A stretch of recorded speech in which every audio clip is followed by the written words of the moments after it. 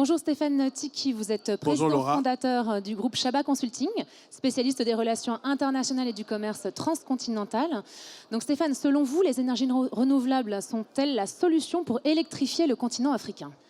Un mot d'abord, Laura, bravo pour ce que vous faites avec la tribune, notamment sur l'Afrique. Moi, j'étais à Marseille l'année dernière et j'ai été lauréat d'un prix pour la nouvelle génération Europe-Afrique. On a besoin de médias comme vous qui nous permettent de poser cette question. Pour répondre à votre question et entrer dans le vif du sujet, oui, les énergies renouvelables sont aujourd'hui pour moi le cœur du réacteur de la fusée sur le continent africain, parce que d'abord, c'est le continent dans lequel il y a le plus de soleil dans le monde et ces pays ont besoin de rentabiliser le soleil. Ensuite, j'aime pas qu'on parle d'Afrique comme une entité, parce qu'il y a des Afriques. Quand on voit l'Afrique du Nord, ce qu'ils font sur l'énergie, c'est top. Quand on voit l'Afrique du Sud et l'Afrique de l'Est, c'est top. Moi, je suis un peu triste parce que je suis d'Afrique centrale. On a quand même le plus grand bassin, qui est le bassin du Congo, qui est aujourd'hui le deuxième plus grand bassin au monde après la forêt amazonienne. Et on se dit qu'on n'a pas assez rentabilisé là-bas. Donc, on a besoin d'énergie renouvelable parce que déjà, quand les gens n'ont pas l'électricité, comme vous comprenez, ils ne peuvent pas non plus se nourrir.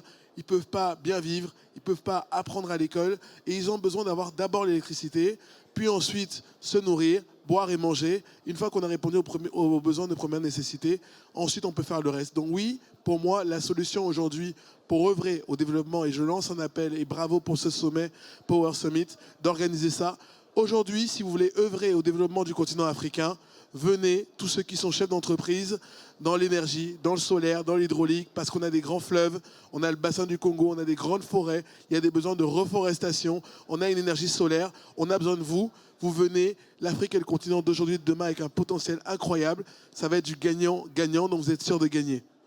Alors justement, Stéphane, vous venez de répondre à nos deux questions suivantes en une réponse. Donc si on revient juste sur le sujet du Kenya, qui possède l'une des plus grandes centrales géothermiques du monde, qui est considéré comme le champion africain du renouvelable, est-ce que d'autres pays africains ont-ils fait le choix du renouvelable? Lesquels? En quelques mots, Stéphane, s'il vous plaît. Le Kenya est le champion. C'est les meilleurs sur le continent. À côté, il y a d'autres pays qui font un peu ce choix-là. C'est la Gambie, c'est l'Éthiopie, c'est l'Érythrée, mais vous voyez, c'est beaucoup de pays d'Afrique de l'Est. On a aussi des pays d'Afrique du Nord, comme le Maroc, la Tunisie, qui ont dans ce sens-là. Et je terminerai par les pays d'Afrique du Sud. Maintenant, ce dont on a besoin, c'est que nos pays francophones, qui sont Afrique centrale et Afrique de l'Ouest, prennent connaissance de la puissance de l'énergie aujourd'hui pour œuvrer au développement économique. L'énergie, c'est tout, hein. C'est ce à quoi vous vivez pour avoir de l'eau, de l'électricité. Et même, dans des pays aussi, et dans le continent où 75% des jeunes ont moins de 35 ans, les métiers d'énergie sont les nouveaux métiers de demain pour aider cette jeunesse à avoir des emplois qui leur donnera un salaire, une vraie vie. Et puis, on parle beaucoup d'immigration. Nous, on a envie de faire du développement économique pour donner l'envie aux gens de rester et de vivre épanouissement en étant heureux chez eux. Et vous en parliez au tout début, Stéphane. Au niveau de notre événement, que diriez-vous aux entreprises qui hésitent encore à s'engager à nos côtés? Je dirais à ces entreprises, vous savez, moi-même je suis entrepreneur. Entrepreneur, il a une question qui se demande. Chaque euro dépensé doit être un euro rentabilisé. Alors je vous dirais tout simplement une chose. N'écoutez pas les gens qui vont vous dire que ce n'est pas le moment, que ce n'est pas rentable. L'Afrique est le continent d'aujourd'hui et de demain. Dans 50 ans, l'Afrique sera plus peuplée que la Chine. Aujourd'hui, 75% des jeunes ont moins de 35 ans. Les jeunes, c'est l'avenir.